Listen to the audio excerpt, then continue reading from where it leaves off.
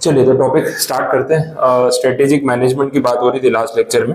अब यहाँ पे चैप्टर नंबर 2 है वो कंटिन्यू कर लेते हैं, which is regarding environmental analysis. तो जो मेन पॉइंट है उसमें हमने देखा कि भाई कोई भी स्ट्रैटेजी बनाने से पहले आपको एनवायरनमेंट को स्टडी करना, उसका एनालिसिस करना नेसेसरी है, जिसमें external environment versus internal environment दो चीजें हैं। एक्सटर्नल का मतलब है कि जो हमारी एंटिटी के बाहर हो रहा है, जो हमारे कंट्रोल में नहीं है, लेकिन उसको स्टडी करना जरूरी है बिफोर प्लानिंग एनीथिंग। और इंटरनल एनवायरनमेंट का मतलब था कि जो चीजें हमारी इंस्टीट्यूशन या हमारी एंटिटी के विद इन हो रही है, उसको समझ के, उसको स्टडी करके फिर उसको इम्प्लीमेंट करना। ये सारे पॉइंट्स थे। अब यहाँ पे एक्सटर्नल एनवायरनमेंट को लेके जितने पॉइंट्स हमने देखे उसमें बाइफर्केशन था माइक्रो वर्सेस मैक्रो। ठीक है, अब यहाँ पे जो इंटरनल एनवायरनमेंट में पॉइंट्स दे रखे हैं उसके ऊपर फोकस करते हैं। ये सारी चीजें हमारी कंपनी से जुड़ी हुई है, डायरेक्टली कनेक्टेड है, वैसा पॉइंट है। सबसे पहला जो पार्ट है that is the value system.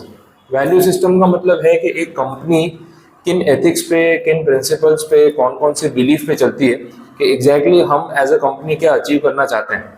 और एक थॉट प्रोसेस होता है कि मतलब हम सिर्फ पैसों के पीछे भाग रहे हैं, मनी, प्रॉफिट, नंबर्स मैटर करते हैं, या हमें सोसाइटी के लिए भी कुछ करना है, या एक बोलते हैं ना ऐसे प्रोडक्ट्स या सर्विसेज प्रोवाइड करनी है जिससे पूरी सोसाइटी ग्रो करे। ऑब्वियसली पैसा कमाना एक मोटिव तो है, बट हम किस कॉस्ट पे पैसा कमाना चाहते हैं और किस कॉस्ट पे नहीं, ये सारी चीजें क्लैरिफाई करना बहुत जरूरी है। बहुत बार होता है कि भाई कंपनीज पोल्यूशन को लेके बहुत ज्यादा अलर्ट रहती है कि भाई हमें एनवायरनमेंट डैमेज करके अपना बिजनेस नहीं बढ़ाना है। कितनी बार होता है लोगों की हेल्थ पे ध्यान देते हैं कि हमें लोगों की हेल्थ खराब करके पैसा नहीं कमाना है। कितनी बार ये भी होता है कि हमें सब स्टैंडर्ड प्रोडक्ट्स बेच के सिर्फ प्रॉफिट्स जनरेट नहीं करने हैं। We need to be ethical, और जितना हो सके हमें उतना फेयर रहना है। फूड इंडस्ट्री है, अब फूड इंडस्ट्री को लेके आजकल बहुत सारा डिबेट चल रहा है, स्पेसिफिकली रिलेटेड टू ऐसे प्रोडक्ट्स जो आपकी हेल्थ को हार्म कर रहे हैं। मेन जो भी मैटर है that is related to palm oil या वेजिटेबल ऑयल, तो उसको लेके काफी डिबेट है। High sugar products, palm oil based products लोग इतने साल से कंज्यूम करते आ रहे हैं, we are not aware. Biscuits हैं, चॉकलेट्स हैं, प्रोसेस्ड फूड है, पैकेज फूड है, सब में जो पूरा बेस है वो सारा पाम ऑयल का है। अब पाम ऑयल का बेस होने की वजह से जो हेल्थ को इफेक्ट हो रहा है, जो हार्ट प्रॉब्लम्स हो रही है, जो हार्ट ब्लॉकेजेस हो रहे हैं, वो चीजें लोगों को रियलाइज भी नहीं हो रही कि क्यों हो रहा है। अब दूसरे कंट्रीज में जहाँ पे ये सब चीजें बिक रही है, तो जो ऑल्टरनेटिव्स हैं या जो ऑयल यूज हो रहा है वो पाम ऑयल के बदले दूसरे ऑयल यूज हो रहे हैं जो उतने हार्मफुल नहीं है। लेकिन इंडिया में चीप सब्सटीट्यूट्स यूज करके कॉस्ट घटा के प्रोडक्ट्स बेचे जा रहे हैं। अब इसके दो रीजन है। ऐसा नहीं है कंपनी जानबूझ के इंडिया वालों के साथ ही कुछ ऐसा कर रही है। इंडियंस को पैसा भी खर्च नहीं करना, this is also a fact. आपको 5 रुपए में अगर बिस्किट का पैकेट चाहिए तो 5 रुपए में मैदा, शक्कर और पाम ऑयल ही मिलने वाला है। अगर आप स्पेंड करने के लिए रेडी हो, सही पैसा देने के लिए रेडी हो, तो कोई भी कंपनी आपको सही प्रोडक्ट बेचेगी। जो सेम कंपनी यूएस के मार्केट में बेच रही है, वही कंपनी यहाँ पे पाम ऑयल क्यों यूज कर रही है? बिकॉज इंडियन कंज्यूमर स्पेंडिंग में एक लिमिट चाहता है। आप सस्ता मांगोगे सस्ता मिलेगा, क्वालिटी भी फिर वैसी मिलेगी। रिसेंट केस है बिस्कॉफ का। अब बिस्कॉफ जो है वो इतना फेमस हो गया इंडिया में, बिस्कॉफ चीज केक तो अलग ही बन गया, बिस्कॉफ की आइसक्रीम आ गई, डेजर्ट्स आ गए। तो Biscoff is a very branded and premium biscuit. अब उसकी जो कॉस्ट है वो 300 रुपए की थी, अब बिस्कॉफ बिक रहा है 10 रुपए में। तो व्हाट डू यू एक्सपेक्ट? वो 300 रुपए वाली क्वालिटी आपको 10 रुपए में थोड़ी ना मिल जाएगी। तो उसमें वो लोग जो इंग्रेडिएंट्स यूज कर रहे थे वो सेफ ऑयल है, जो हार्ट के लिए ठीक है, प्रोडक्ट्स जो है वो अच्छे यूज कर रहे हैं। अभी आप बोलोगे यार सेम चीज मुझे सस्ते में चाहिए, अब बिस्कॉफ और पार्ले जी में आज कोई फर्क नहीं रह गया, वही मैदा, वही शक्कर, वही पाम ऑयल। तो फिर वो टेस्ट में इफेक्ट दिखी जाए। टेस्ट क्या, उसका लुक से पता चल जाता है कि ये सस्ती वाली बिस्कॉफ है। तो बिस्कॉफ ने इंडिया में जो मैन्युफैक्चरिंग आउटसोर्स किया, वो आउटसोर्स करते ही समझ लो खुद की प्रीमियमनेस उन्होंने खत्म कर दी। तो जो प्रीमियमनेस के लिए जाना जाता था, वो प्रीमियमनेस उन्होंने डिस्ट्रॉय कर दी। बिकॉज इंडिया में उनको वो चीप सब्स्टिट्यूट लाना था, मे बी इंडियंस की रिक्वायरमेंट थी, डिमांड थी, और इतना बिक रहा है तो उसको सस्ता करो। जबकि नहीं करते तो क्वालिटी मेंटेन रहती और उसका एक जो प्रीमियमनेस है वो कंटिन्यू रहता है वैसा। तो अब एक कंपनी को डिसाइड करना है कि हमें वो क्वालिटी के ऊपर काम करना है या नहीं करना है, हमें वो चीज़ मेंटेन करनी है या नहीं करनी है। बच्चों के लिए फूड बनाते हैं, process food, package food, ready to eat food. Now you have to decide कि आपको उनको क्या बेचना है। एक और प्रोडक्ट है टोमेटो केचप, उसके ऊपर भी काफ़ी अभी डिबेट है। अब टोमेटो केचप तो बच्चे भर भर के खाते हैं, और एक बार उनको वो टोमेटो टैंगी टेस्ट पसंद आ गया, फिर हर चीज़ में उनको टोमेटो चाहिए। अब किसान जैसी कंपनी या मैगी जैसी कंपनी टोमेटो केचप की एड में दिखा रही है कि भाई पेरेंट्स बच्चों को टोमेटो केचप के साथ खाना खिला रहे हैं, या मम्मी ब्रेकफास्ट बना के दे रही है तो पराठे के साथ या सैंडविच के साथ उसको वो टोमेटो केचप दे रही है। तो आप प्रोजेक्ट ये कर रहे हो कि बच्चों को ये चीज खिलाओ तो वो खाना उसके साथ अच्छे से खा लेंगे, बट फिर आप उस प्रोडक्ट के अंदर क्या दे रहे हो आपको देखना है। अब प्रोडक्ट के अंदर जो है टोमेटो केचप स्टैंडर्ड जो कंपनीज बना रही है उसमें 25% टोमेटो पेस्ट है, 75% क्या है, 75% में शुगर है, पाम ऑयल है, एमल्सिफायर्स है, थिकनर्स है, जिसकी वजह से वो टेक्सचर आ जाता है। तो एक्चुअली वो टोमेटो प्यूरी की थिकनेस नहीं है, वो केमिकल की थिकनेस है। तो आप बच्चों को प्रोजेक्ट कर रहे हो कि इनको खिलाओ और फिर आप इतना खराब प्रोडक्ट बेच रहे हो, तो आप एथिक्स तो फॉलो कर ही नहीं रहे, आप बस पैसा कमाने में लगे। तो वैल्यू सिस्टम जो है वो हर कंपनी का डिफरेंट हो सकता है वैसे। ठीक है, अब यहाँ पे तो आपको कुछ अलग अलग केसेस और एग्जांपल्स मिल जाएंगे। टाटा का रेफरेंस दिया हुआ है, इन्फोसिस को अवार्ड मिला था इसके लिए, एथिकल प्रैक्टिसेस के लिए, उसकी डिटेल दी हुई है। तो ऐसे तो बहुत सारे एग्जांपल्स है। अब काफ़ी कंपनीज होती है जो वो हेल्थ के साथ कॉम्प्रोमाइज़ नहीं करती कि भाई ठीक है हमारा प्रोडक्ट थोड़ा महंगा है, we are not pitching the cheap quality या cheap product category, we are into premium category, लेकिन हमें जो इंग्रेडिएंट देने बच्चों को वो खराब इंग्रेडिएंट नहीं देने। अब ऐसे बहुत सारे प्रोडक्ट्स आजकल शार्क टैंक पे भी बहुत सारे लोग पिच करने आते हैं, तो वो पहले से क्लियर होते हैं कि हमें सस्ता नहीं बेचना, हमें हेल्दी बेचना है या फिर लेस हार्मफुल बेचना है। 100% हेल्दी तो नहीं हो सकता, अगर आप स्नैकिंग कर रहे हो तो उसमें कुछ ना कुछ तो जंक आने ही वाला है, बट जितना आपने उसके इम्पैक्ट को कम कर सके लॉन्गर टर्म में हमारी बॉडी के लिए उतना अच्छा होगा। तो ये सारी चीजें हैं, this is the value system. ठीक है, फिर है मिशन एंड ऑब्जेक्टिव्स। इसका मतलब ये है कि आप क्या अचीव करना चाहते हो, क्या टारगेट है आपका, क्या फिलोसॉफी पे चल रहे हो, क्यों कंपनी शुरू की, उसका कुछ तो इंटेंशन होगा। तो ये सारी चीजें कहीं ना कहीं कंपनी का एक ड्राइविंग फोर्स बनती है, और एक कंपनी किस डायरेक्शन में जा रही है ना वो आपको इन थॉट प्रोसेस से ही देखने को मिलता है। वैसा कंपनी का डायरेक्शन, फिलोसॉफी, पॉलिसी, ये सब चीजें रहेंगी। ऑब्जेक्टिव तो वही होता है मेनली प्रॉफिट कमाना, लेकिन एट व्हाट कॉस्ट ये रहेगा, ये सब चीजें हमें देखनी है।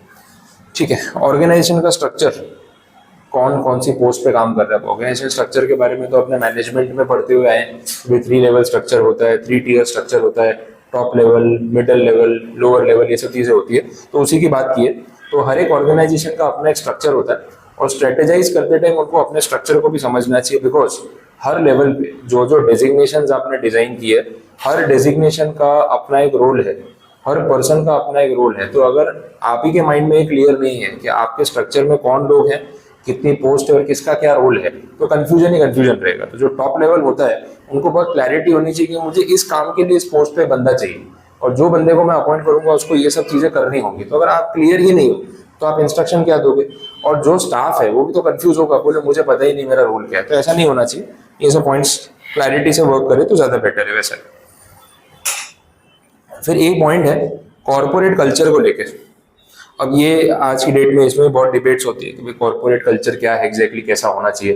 तो एक वर्क लाइफ बैलेंस की बात होती है, एक पर्सनल स्पेस की बात होती है, एक एम्प्लॉय की मेंटल हेल्थ की बात होती है, और ये चीजें कुछ एक्सटेंड तक इसकी बात होनी भी चाहिए। तो ऐसा भी नहीं है कि यार वो एम्प्लॉय है तो बेचारा मजदूर है, उसको पैसा दे रहे हो तो उसको काम करा करा के पागल कर दो, वो नहीं होना चाहिए। तो इट इज नेसेसरी कि आप एक बैलेंस मेंटेन करो, उसकी भी हेल्थ का ध्यान रखो, क्योंकि हेल्दी रहेगा तो लॉन्ग टर्म तक काम करेगा।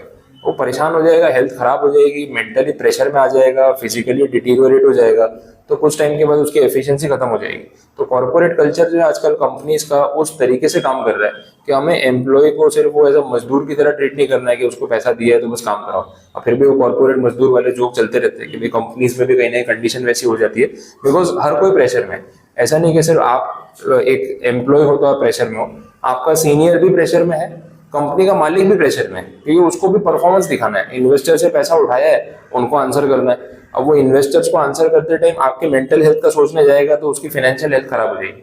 तो फिर वो कहीं ना कहीं वो चीजें आ जाती है कि प्रेशर सबके ऊपर आने ही वाला है, ये इम्प्लाइड सी बात है वैसा है। तो कंपनीज में आजकल चीजें चेंज हुई है, अब तो पहले के मुकाबले तो बहुत चेंजेस है। अब तो कंपनी वाले ध्यान रखते हैं कि भाई एम्प्लॉयज को टाइम टू टाइम एक मेंटल ब्रेक मिलना चाहिए।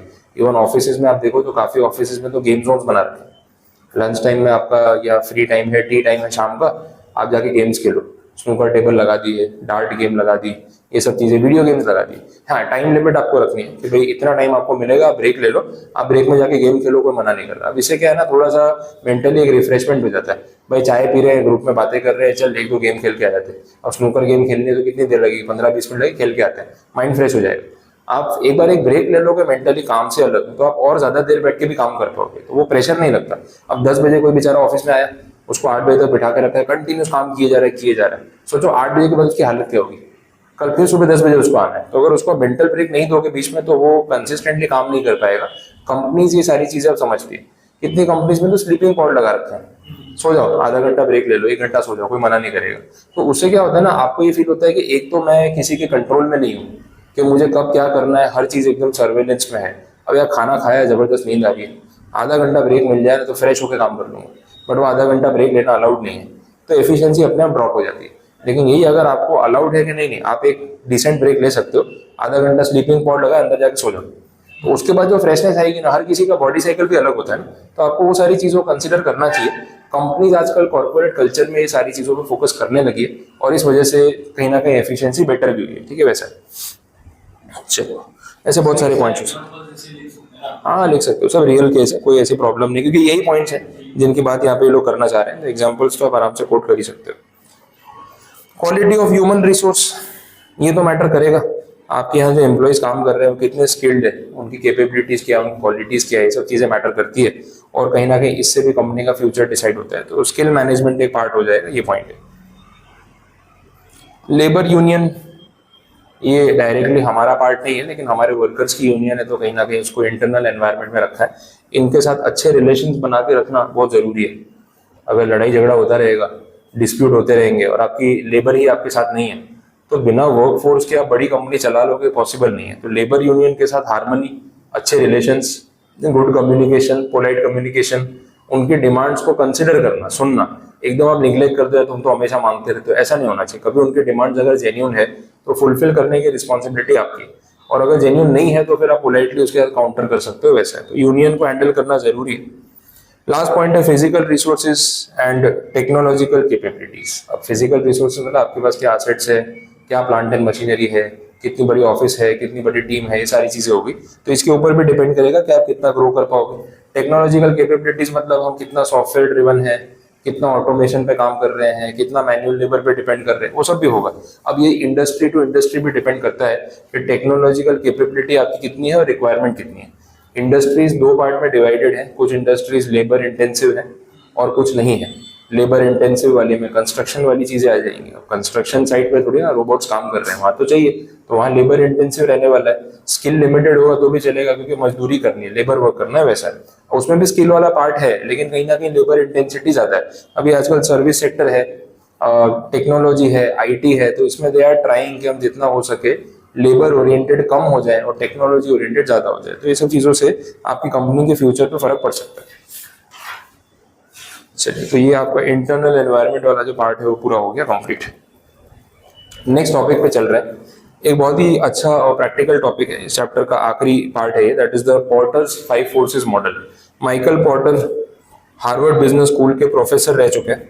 उन्होंने 1979 में अपने पब्लिकेशन में पोर्टर का 5 फोर्सेस मॉडल जो है वो डिफाइन किया था, जो इंडस्ट्री को रेगुलेट करता है।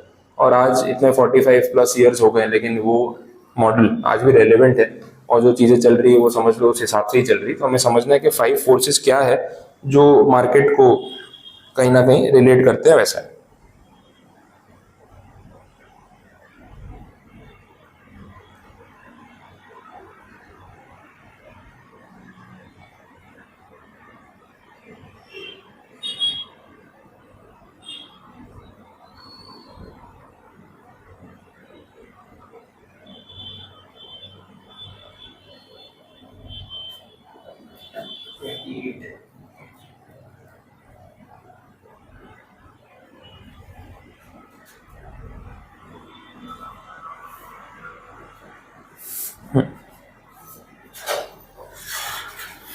चलिए, तो पोर्टर के 5 फोर्सेस मॉडल क्या बोलना चाह रहे हो देख लेते हैं। बहुत ही प्रैक्टिकल और मजेदार टॉपिक है, एकदम रिलेट होता जाता है कि एग्जैक्टली हो क्या रहा है।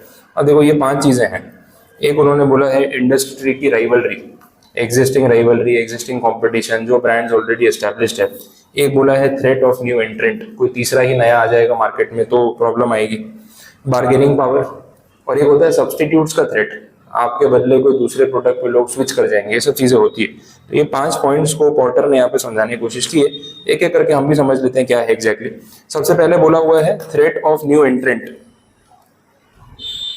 अब न्यू एंट्रेंट का सिंपल मतलब ये है कि हम एग्जिस्टिंग प्लेयर्स तो मार्केट में रेस में है ही, एप्पल वर्सेस सैमसंग तो चल ही रहा है, डोमिनोज वर्सेस पिज्जा हट तो चल ही रहा है, तीसरा कोई मार्केट में प्लेयर आ गया, मैकडोनल्ड बर्गर किंग का फाइट है, बेस्ट एग्जांपल है, कोका कोला पेप्सी का फाइट है, और सामने अपना तीसरी पार्टी आ गई कैंपा कोला। तो ये है न्यू एंट्रेंट। अभी तक ऐसा था कि डुओपोली पे लड़ रहे थे, लड़ते भी नहीं थे एक्चुअली, लड़ाई तो थी नहीं। डुओपोली में ऐसा है कि भाई तुम अपने टेस्ट पे फाइट करो, तुम अपना बेस बनाओ, अपना बेस बनाए, प्राइस वॉर नहीं करेंगे। सप्लाई चेन दोनों का अच्छा ही है, पूरे वर्ल्ड में पेप्सी भी मिलती है, कोका कोला मिलती है, पब्लिक डिवाइड हो चुकी है, किसी को पेप्सी पसंद है, किसी को कोका कोला, किसी को ऐसा भाई जो अवेलेबल है दे दे, कोई फर्क नहीं पड़ता। तो सप्लाई स्टैंडर्ड है, कमाई अच्छी है। और डुओपोली का मतलब ये है कि तीसरे प्लेयर की कोई जगह है नहीं मार्केट में और जरूरत भी नहीं है। तो ये दोनों अपना अपना सेम प्राइस पॉइंट पे चला रहे हैं, सेम क्वांटिटी पे चला रहे हैं, प्राइस वॉर नहीं करते।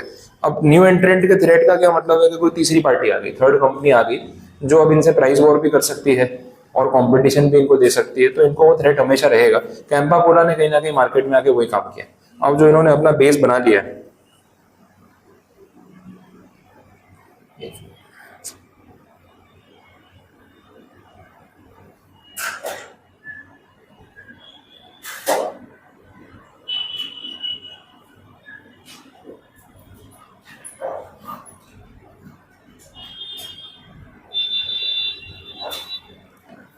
हाँ, जो कैंपा कोला ने बेस बना लिया है उस वजह से ये है कि एग्जिस्टिंग प्लेयर्स को नए एंट्रेंट का मार्केट में थ्रेट हो चुका है। और ऐसा बहुत इंडस्ट्रीज में होता रहता है। पिज्जा वाले ब्रांड में आप देखोगे तो डोमिनोज वर्सेस पिज्जा हट तो चल ही रहा था, अब इंडिया में लापिनोज आ गया। लापिनोज ने जो मार्केट कैप्चर कर लिया है, that is a threat to both the giants. Pizza Hut वैसे भी थोड़ा कम चलता है, मतलब क्वांटिटी वाइज कम लोग जाते हैं, डोमिनोज तो ज्यादा चलता ही है, लेकिन उसके बाद लापिनोज ने जो नंबर ऑफ स्टोर्स अपने क्रिएट किए हैं पूरे इंडिया में, दैट शोज कि वो थर्ड लार्जेस्ट प्लेयर हो चुका है। तो न्यू एंट्रेंट का थ्रेट हमेशा रहता है। अब इसके लिए ना बड़ी कंपनीज कोशिश करती है एक मार्केट बैरियर जो है वो क्रिएट करना, कि कैसे हम नए एंट्रेंट को मार्केट में आने से रोकें, और अगर वो आना चाहता है तो उसको बाहर कैसे करें। देखो स्विगी जोमेटो में भी ये मैटर है, उबर ईट्स आया इंडिया में, उबर ईट्स नहीं चल पाया, तो स्विगी जोमेटो भी ऐसी डुओपोली के तीसरे को मार्केट में वो खड़ा ही नहीं होने देंगे, कोई आएगा भी ना तो उसको कैसे नीचे उतारना, उसको दोनों कंपनी पीछे लग जाती है, क्योंकि ऐसा है कि भाई अपने दोनों की जगह है, तीसरे की जगह नहीं है। That is the main objective कि भाई न्यू एंट्रेंट का थ्रेट है तो उसको काउंटर करने के लिए भी कुछ ना कुछ करते रहना पड़ता है। बड़ी बड़ी कंपनीज तो बहुत बार टेक ओवर ही कर लेती है, जैसे स्पेसिफिक एप्पल, गूगल, ये सब जो कंपनीज है, Microsoft, these are tech giants. ये लोग मार्केट में कंपटीशन नहीं चाहते। फ्रेंकली सॉफ्टवेयर में इतना कंपटीशन है कि इनको भी कोई कंपटीशन दे सकता है, बट जैसे ही कोई कंपनी इनको थ्रेट लगती है, ये लोग या तो उसको बाई आउट कर लेते हैं या फिर उसको बंद करवा देते हैं। ये थोड़ा सा गुंडागर्दी है टेक जायंट्स की, और वो उनको रखनी पड़ती है अगर उनको उनका नाम बनाना है। तो ऐसा नहीं कि दूसरा गूगल नहीं बन सकता, बट जो पहला बन गया दूसरे को बनने ही नहीं देगा। That is the point. तो उस हिसाब से ये चीजें चलती है। अब ये न्यू एंट्रेंट का थ्रेट कब बहुत ज्यादा रहता है, उसके कुछ पॉइंट्स है स्पेसिफिक, वो आप देख लो तो उससे कुछ आइडिया आएगा। पहले बोला है कि एंटर करना इजी है, छोटी सी कैपिटल लगा के कोई भी बिजनेस शुरू कर सकता है। अगर ऐसा है तो न्यू एंट्रेंट का थ्रेट बहुत ज्यादा है। अब देखो पिज्जा हट या डोमिनोज के लेवल की कंपनी रातों रात खड़ी नहीं हो सकती, मैकडोनल्ड्स का राइवल ओवरनाइट नहीं आ सकता। लेकिन अगर आपका छोटा सा बिजनेस है, आपने कुछ वेंचर किया और सक्सेसफुल हो गया, सोशल मीडिया में थोड़ा सा हाइप मच गया, 4 लोग और सेम काम शुरू कर देते हैं, कोई टाइम थोड़ी ना लगता है। तो जो ऐसे बिजनेसेस है जहाँ पे एंट्री बैरियर नहीं है या बहुत छोटी सी कैपिटल में काम हो सकता है, 10 लोग आ जाएंगे बिजनेस करने, फ्लॉप हो जाएगा, चलेगा नहीं चलेगा सेकेंडरी है, लेकिन मार्केट में एंट्रेंट तो आएंगे। फिर बोला existing companies are not dominant to prevent new entrants.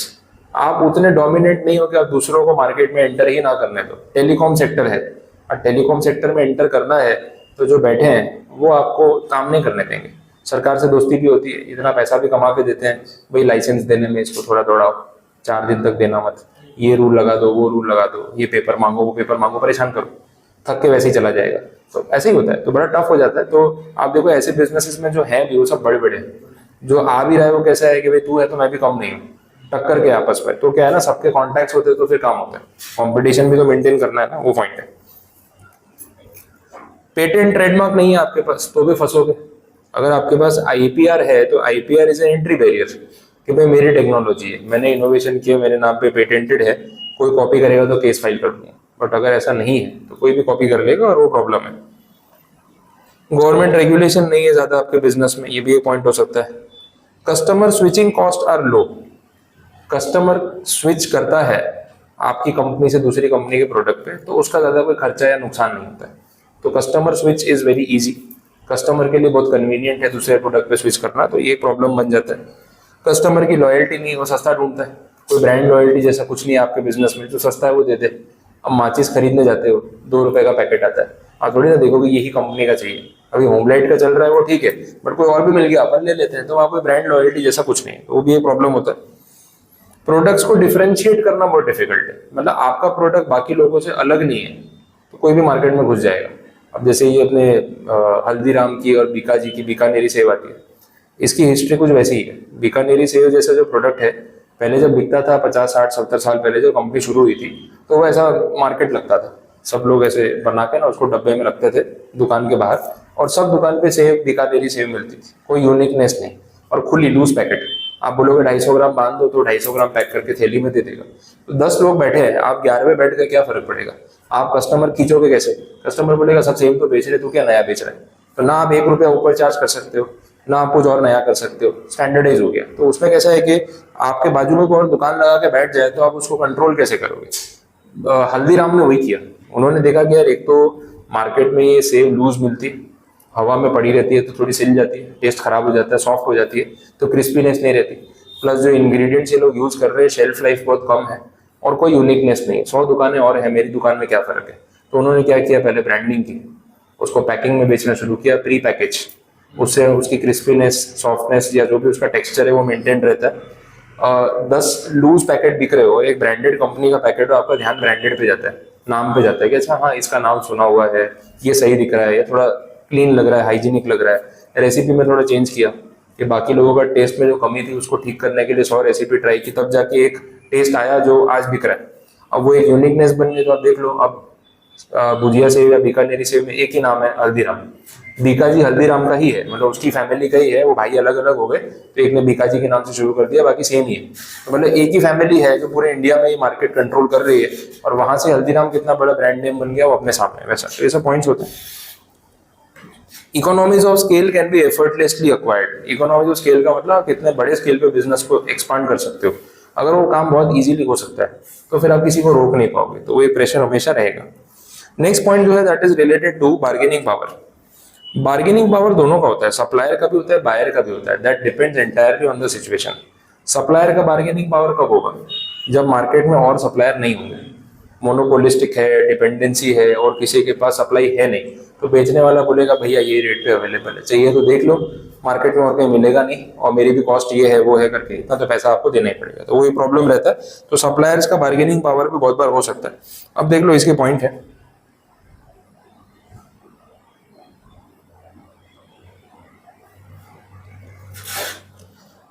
इसके पॉइंट्स में क्या बोला है, there are a small number of suppliers but plenty of buyers. वही बेचने वाले कम है, खरीदने वाले ज्यादा है। सप्लायर जो है वो वैसे तो लार्ज नंबर में हो सकता है, ये तो उल्टा हो गया, suppliers are large in number and pose a threat to forward integration.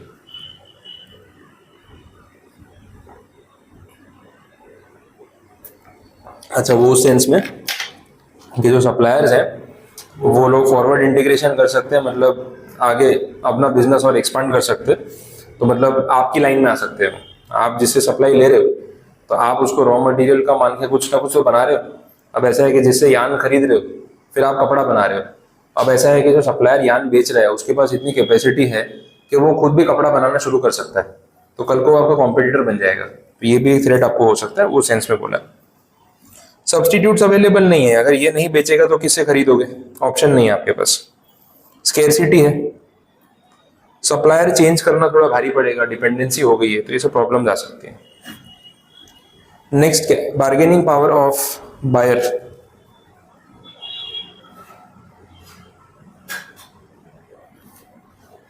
देखें बायर का बार्गेनिंग पावर कब हो सकता है, जब सप्लायर बहुत सारे बैठे हो मार्केट में, आपके गुड्स में कोई ऐसी यूनिकनेस नहीं है जैसे आप ही के पास है, भाई तू नहीं बेचेगा किसी और से खरीद लेंगे।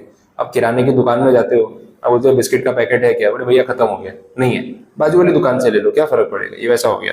तो क्या बायर का बार्गेनिंग पावर ज्यादा है ना, तो फिर वो प्राइस में थोड़ा बहुत आपसे काम करवा सकता है। यही सारे पॉइंट्स इसमें भी। ये बैकवर्ड इंटीग्रेट करना चलेगा? नहीं, इंटीग्रेशन का मतलब होता है सप्लाई चेन में जो पीछे वाला बिजनेस होता है उसके साथ मर्जर कर लेना, आगे आएगा तो समझाऊंगा, उस पर नहीं जा रहा हूँ। हॉरिजॉन्टल मर्जर, वर्टिकल मर्जर वो सब आएगा, उसमें रहेगा। नेक्स्ट है सब्सटीट्यूट्स का थ्रेट। ये भी एक प्रॉब्लम है, लोग ना बोर हो जाते हैं एक ही प्रोडक्ट कंज्यूम कर करके। अब जैसे पिज्जा बिक रहा है तो डोमिनोज वाले को पता है पिज्जा बेच रहा हूँ, अच्छे से बिक रहा है, एक पॉइंट आएगा पिज्जा सैचुरेट हो जाएगा और नहीं खाना है यार, यही सेम पिज्जा हम 5 साल से खा रहे हैं, नया क्या है। तो वो एक प्रॉब्लम है। फिर बोले पिज्जा छोड़ कुछ और खाते हैं, फिर बोले ब्रेड आइटम तो खानी है, चल बर्गर खाते हैं, चल कुछ और चीज खाते हैं। मतलब पिज्जा के अलावा ब्रेड में और कोई वेराइटी मिल जाए ना तो लोग उस पर स्विच कर जाएंगे एक पॉइंट पे बोर होके, या तो फिर वो टेस्ट अब बहुत रिपीट हो चुका है वैसा। तो ये ही प्रॉब्लम जो है वो सब्सटीट्यूट्स का थ्रेट है।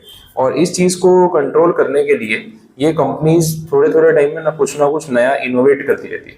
आप मैकडोनल्ड्स का मेन्यू देख लो, ऐसा पहले मैकडोनल्ड्स आया था इंडिया में तो एक मैकालू टिक्की था, एक मैकवेजी था, एक मैकपफ था, एक उसकी आइसक्रीम थी और फ्रेंच फ्राइज थी, बस इतना ही था, कोल्ड ड्रिंक, बस ये 5-6 आइटम थी, उसके ऊपर मैकडोनल्ड्स में कुछ भी नहीं था।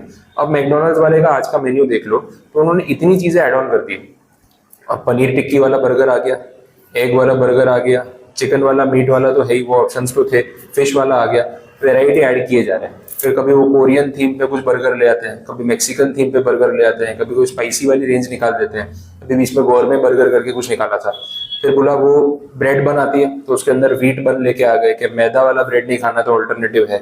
अभी मिलेट बन करके आ गया, 10 रुपए एक्स्ट्रा तो मिलेट वाला ब्रेड मिल जाएगा आपको। तो ऐसे ऑप्शन वो लोग लेके आ रहे हैं। अब नई नई थीम हर थोड़े दिन में निकालते रहते हैं जिससे कस्टमर को अट्रैक्ट कर सके कि कुछ नया मेन्यू आया है, ट्राई करो।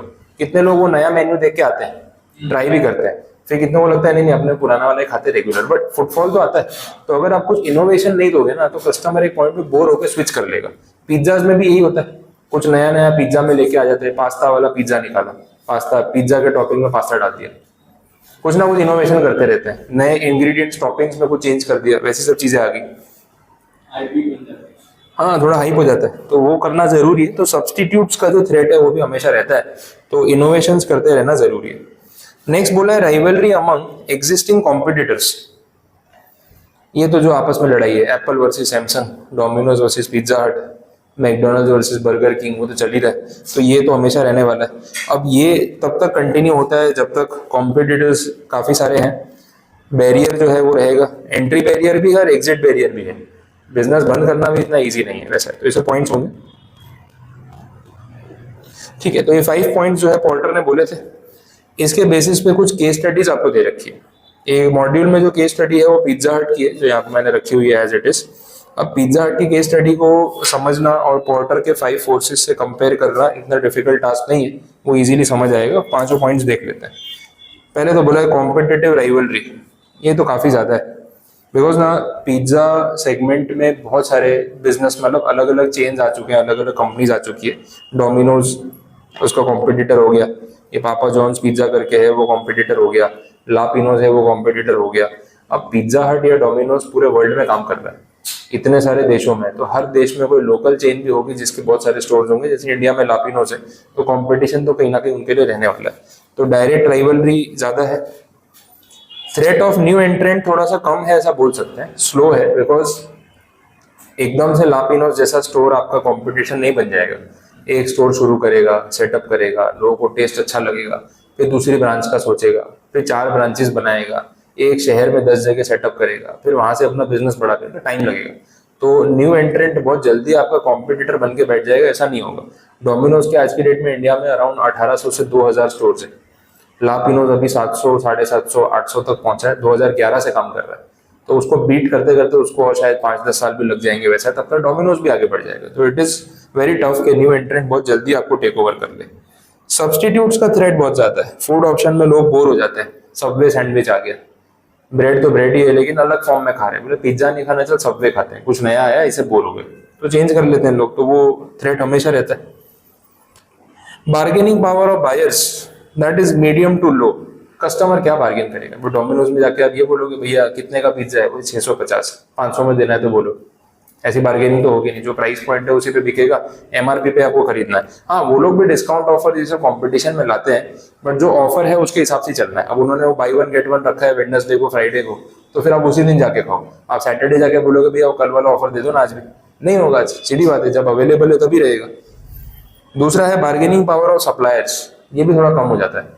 अभी मैकडोनल्ड वाला ऑर्डर दे रहा है आपको बर्गर बन मैकडोनल्ड वाला बोल रहा है तो मेरे साउथ गुजरात में कम से कम 300 स्टोर हैं, रोज के एक स्टोर पे ना 1000 बन कंज्यूम होते हैं मिनिमम।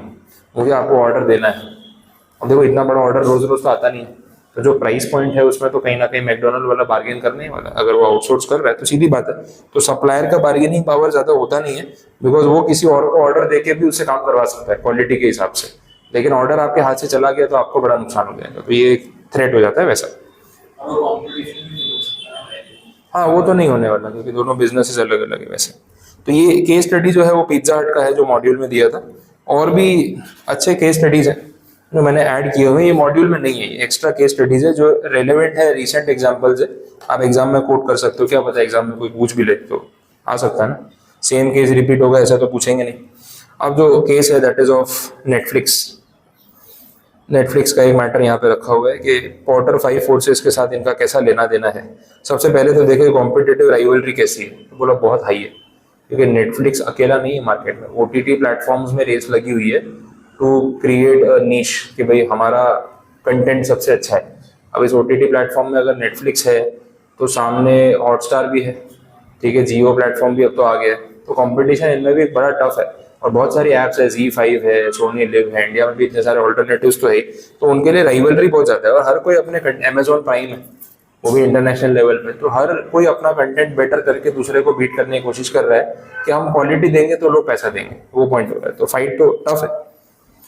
बायर्स का बार्गेनिंग पावर काफी हाई है, बिकॉज लोग क्या है ना सस्ता ढूंढते हैं कि जो सस्ता ओटीटी प्लेटफॉर्म होगा उस पर स्विच कर लेंगे, तो वो भी एक फाइट है। तो बायर्स बहुत ज्यादा बार्गेन करते हैं, इनडायरेक्टली फ्री वाला यूज करने की ट्राई करते हैं, वो रहता है।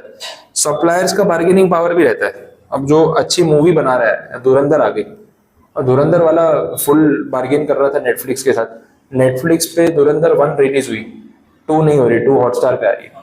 हाँ, तो उसका रीजन वही है कि भाई धुरंधर 1 का उन्होंने पहले से डील कर लिया था नेटफ्लिक्स के साथ, उस पर चलाया।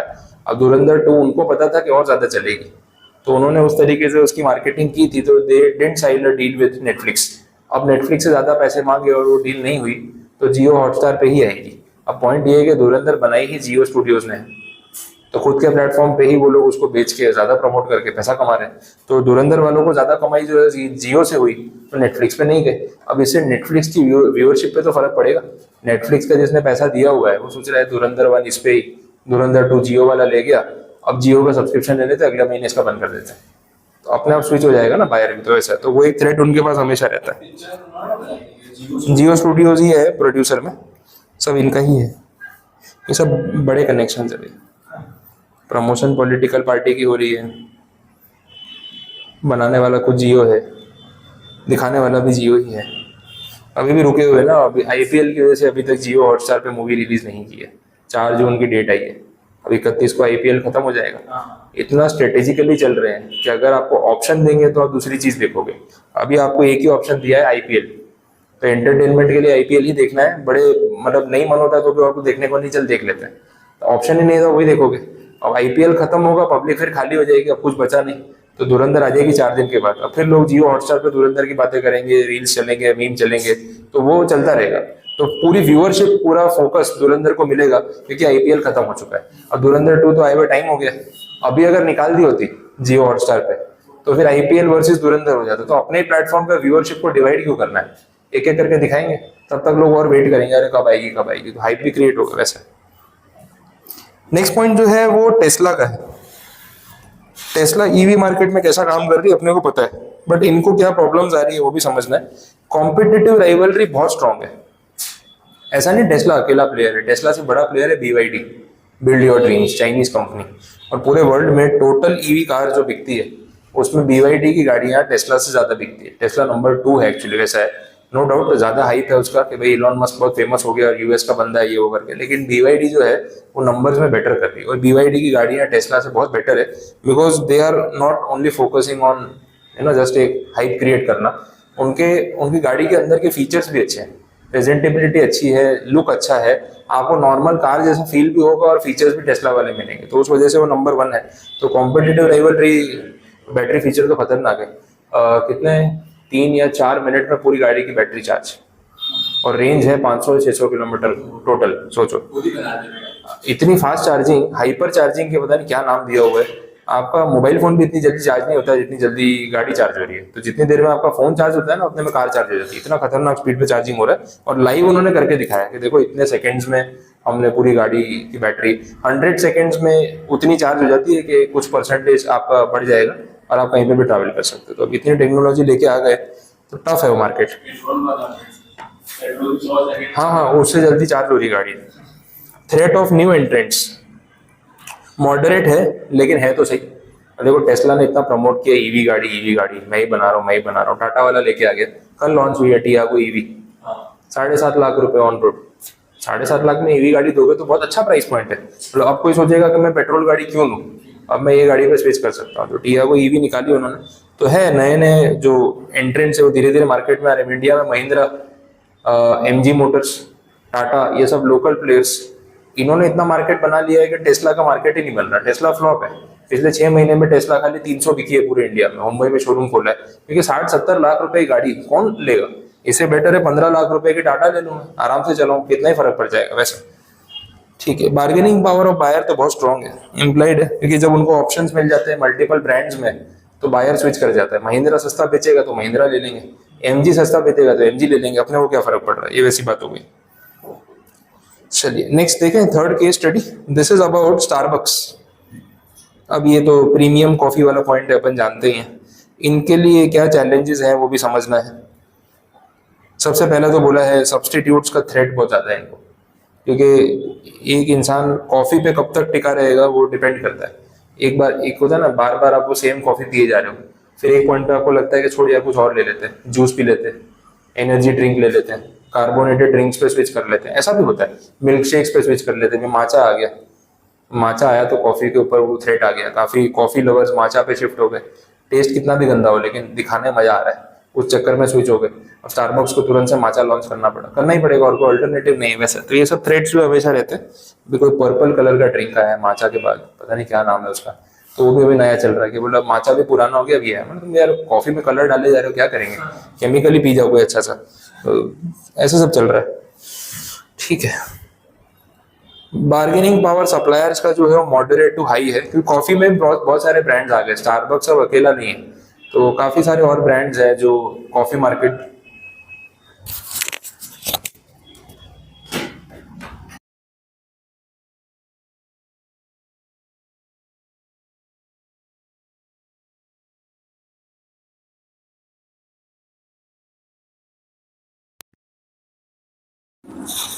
चलो देखें।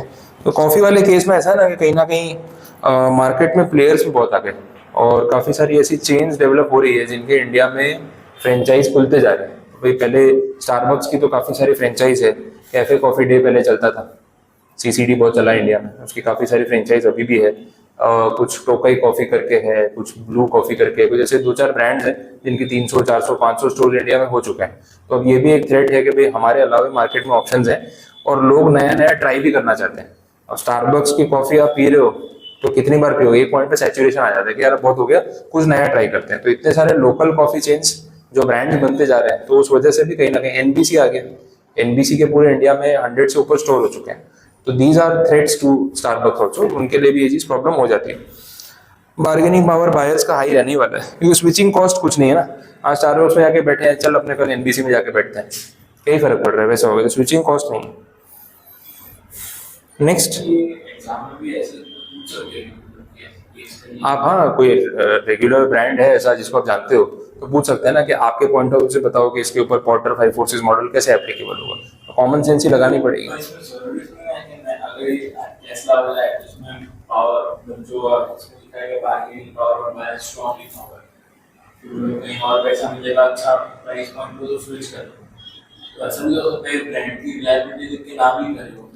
वो तो कॉमन, हाँ वो हो सकता है, लेकिन कॉमन सेंस लगाओगे तो आंसर ऑलमोस्ट सिमिलर आएगा ना। कि मतलब कॉमन सेंस वो बोलती है ना 50-60 लाख रुपए की गाड़ी है, महंगी है, ओवर प्राइस्ड है, तो कोई क्यों ब्रांड लॉयल्टी दिखाने के चक्कर में 5 गुना पैसे भरेगा। इंडिया में 15 से 20 लाख रुपए में अच्छी से अच्छी ईवी गाड़ी आपको मिल रही है, तो फिर आप 60 लाख रुपए दोगे सेम गाड़ी, वो भी टेस्ला का बेस मॉडल है, और यहाँ तो आपको 20 लाख में टॉप मॉडल मिल जाएगा। तो हाँ, लोकल मार्केट में आप देखोगे तो हार्डली कोई होगा जो 3 गुना पैसे देके बेस मॉडल खरीदेगा। ऐसी तो कौन सी ब्रांड लॉयल्टी है, टेस्ला भी अपने घर का ब्रांड तो है नहीं। तो आजकल कस्टमर 3 गुना पैसा खर्च नहीं करेगा किसी ब्रांड को लॉयल्टी दिखाने के लिए, जबकि उसको ब्रांड से कुछ मिल नहीं रहा है वैसा। दैट इज वो पॉइंट रेलिवेंट नहीं है। प्रैक्टिकली आपका आंसर और उनका आंसर में मैच तो करेगा ही वैसा। अब आप कुछ अजम्पशन ही उल्टा ले रहे हो तो बात अलग है, तो ऐसा प्रॉब्लम आना नहीं चाहिए।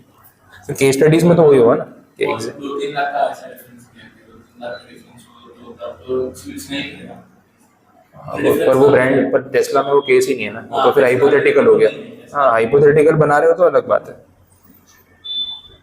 अब नेक्स्ट केस जो है वो एप्पल का आ गया। अब एप्पल के लिए देख लो क्या सिचुएशन है। कॉम्पिटिटिव राइवलरी तो बहुत स्ट्रांग है, कुछ ऐसा नहीं है कि एप्पल कुछ ऐसा कर रहा है जो बाकी लोग नहीं कर पा रहे। सैमसंग को देख लो, वो दे रहा है कंपटीशन, मतलब उस क्वालिटी के प्रोडक्ट वो दे रहा है। वीवो देख लो, वीवो ओप्पो जैसे प्रोडक्ट्स भी हाई एंड के, वीवो बना रहा है हाई एंड का फोन। मैंने रिसेंटली अभी फोन चेंज किया, मेरे पास पहले वीवो था, मैंने वापस वीवो ही देखा, मतलब जितने का आईफोन 16 मिल रहा था उतने का मैंने वीवो लिया है। लेकिन वीवो के फीचर उस आईफोन 16 से 10 गुना बेटर है। और अब किसी को ऐसा है कि ब्रांड लॉयल्टी है कि मैं एप्पल यूजर हूँ, मैं एप्पल ही लूंगा, तो ले ले भाई। तो सच में अगर स्मार्ट यूजर है कि कंपेयर करेगा कि भाई इसके बदले मुझे इसमें ज्यादा फीचर्स मिल रहे हैं, कैमरा क्वालिटी अच्छी मिल रही है, तो फिर लगेगा कि नहीं वो खाली नाम के पैसे हैं। डीएसएलआर वाला कैमरा वो लिया। अच्छा हाँ हाँ, X300 आया वीवो का, मैंने X300 ही लिया रिसेंटली। तो आप दोनों फोन यूज करके देखो सामने, आपके पास फीचर्स में इतना एक्स्ट्रॉर्डिनरी बनाया है उसने, तो ऐसे लगता है कि मैं क्यों एप्पल के पैसे दे रहा हूँ। फिर एक तो उसमें लिमिटेशन आ जाएंगी फिर कि हर चीज एप्पल की यूज करो, ये वो ऐसा वैसा, उसकी टर्म्स एंड कंडीशन ही होती है। यहाँ पे कोई कंडीशन नहीं है, और वो प्रीमियम फील, वो टच की क्वालिटी, वो कैमरा की क्वालिटी, फोटो क्लैरिटी, सब कुछ दे रहा है, वो उल्टा उससे बेटर दे रहा है। तो फिर मैं क्यों फालतू का पैसा उसमें डालूंगा। तो वो डिपेंड करता है, तो उनको कॉम्पिटिशन है। बायर्स का जो बार्गेनिंग पावर है वो स्ट्रांग है, बिकॉज अगर आप सही चीज नहीं दोगे तो लोग स्विच कर लेंगे। जरूरी नहीं कि मैं एप्पल ही खरीदूंगा, काफी लोग फिर किसी पॉइंट पे स्विच कर भी लेते हैं जब उनको लगता है कि यार ये अब खाली नाम के पैसे दे रहा है। तो वो थ्रेट उनके ऊपर रहने वाला है कि बायर्स कुछ भी नहीं खरीदेंगे, वो देखेंगे क्या चीज सही है क्या नहीं। सप्लायर्स का जो बार्गेनिंग पावर है वो कहीं ना कहीं मॉडरेट या वीक रहेगा, बिकॉज एप्पल जैसी कंपनी जब किसी को ऑर्डर देती है तो पता नहीं कितने करोड़ का ऑर्डर होगा। तो जो सप्लायर जो कंपोनेंट उनको सप्लाई कर रहा है, प्राइस पॉइंट पे शायद ही उसकी चल पाएगी। एप्पल अपने टर्म्स पे डील कर सकता है, ये उनके लिए एडवांटेज है। सब्सटीट्यूट्स का जो थ्रेट है वो थोड़ा सा मॉडरेट है, कि मोबाइल फोन का सब्सटीट्यूट तो क्या ही लाओगे आप। ठीक है, मोबाइल फोन का सब्सटीट्यूट तो मोबाइल फोन ही होगा। तो कंपनी स्विच कर लेना वो तो राइवलरी वाला पार्ट हो गया, लेकिन इसके बदले कुछ और आ जाएगा वो थोड़ा सा मुश्किल है। वैसे तो प्रोडक्ट्स को बना रहे हैं उनमें तो कैटेगरी लिमिटेड है। और जो लास्ट केस है वो है एनवीडिया का। एनवीडिया की बहुत बात हो रही है वर्ल्ड में, पता नहीं कितने बिलियन डॉलर की वैल्यूएशन हो गई एनवीडिया की। मतलब अपने यहाँ पे तो इंडिया के टॉप 10-20 कंपनीज आप जोड़ लोगे ना तो भी उसकी मार्केट वैल्यू मैच नहीं कर पाएगा, बिकॉज एआई पावर्ड चिप जो है, नैनो चिप, उसके ऊपर बहुत ज्यादा फोकस एनवीडिया कर रहा है। एनवीडिया पहले से ग्राफिक कार्ड्स और ये सब बनाता आया है, और उनके पास वो टेक्नोलॉजी है कि सेमीकंडक्टर्स का यूज करके वो चिप्स बना रहे हैं। अब वो ऐसे प्रोजेक्ट कर रहे हैं कि एआई के वर्ल्ड में फ्यूचर में एआई चिप्स की बहुत डिमांड होगी या सेमीकंडक्टर्स की डिमांड होगी। जितने डिवाइस बढ़ेंगे उतनी सेमीकंडक्टर की डिमांड बढ़ने वाली, ये प्रॉब्लम है। तो इस वजह से बोले हम ही हैं जो पूरे वर्ल्ड में सबसे बड़े सप्लायर्स हैं, तो हमारी वैल्यूएशन इतनी इतनी हो जाएगी। तो एआई का हाइप क्रिएट होने के बाद इनकी वैल्यूएशन कुछ ज्यादा ही बढ़ गई है, ये रियल में हुआ है। अब इनके लिए देखे राइवलरी वाला क्या केस है।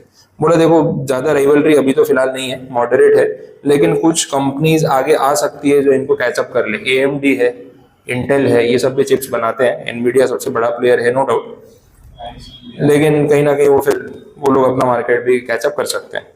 सप्लायर्स का बार्गेनिंग पावर जो है बहुत हाई है, बिकॉज सबको पता है कि ये जो ग्राफिक कार्ड और ये सब बना रहे हैं, एआई चिप बना रहे हैं, उसके अंदर सेमीकंडक्टर्स लगते हैं।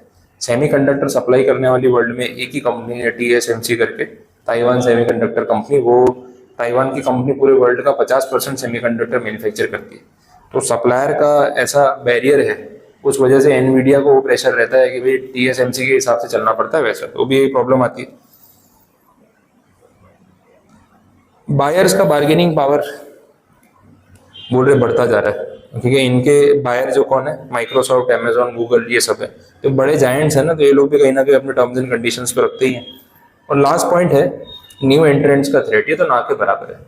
इतने बड़े लेवल पे एनवीडिया जिस लेवल पे काम कर रही है टेक्नोलॉजी में, रातों रात को आके उतनी बड़ी टेक्नोलॉजी बनाने बहुत टफ है, तो इसीलिए न्यू एंट्रेंट्स का थ्रेट जो है वो लो रहता है। वैसा ये सब पॉइंट्स है, ठीक है। तो इसके साथ ही आपका पूरा केस स्टडी के साथ जो है पोर्टर 5 फोर्सेस मॉडल जो अपन ने कंप्लीट किया, अब ये तो 5 एग्जांपल्स मैंने रैंडमली रखे हुए थे जो लेटेस्ट कंपनी से जो रिलेट हो जाए, तो कुछ लिखना है तो आप इनके पॉइंट्स को यूज कर सकते हो। कोई केस और पूछना है कोई पॉपुलर कंपनी का तो डेफिनेटली वो लोग पूछ सकते हो, उसमें कोई इशू नहीं है वैसे। ठीक है, क्लियर है सारे पॉइंट्स? बस तो इतना रखते हैं, चैप्टर 2 अपना कंप्लीट है, फिर रिमेनिंग पॉइंट्स जो है फिर आगे कल कंटिन्यू करेंगे।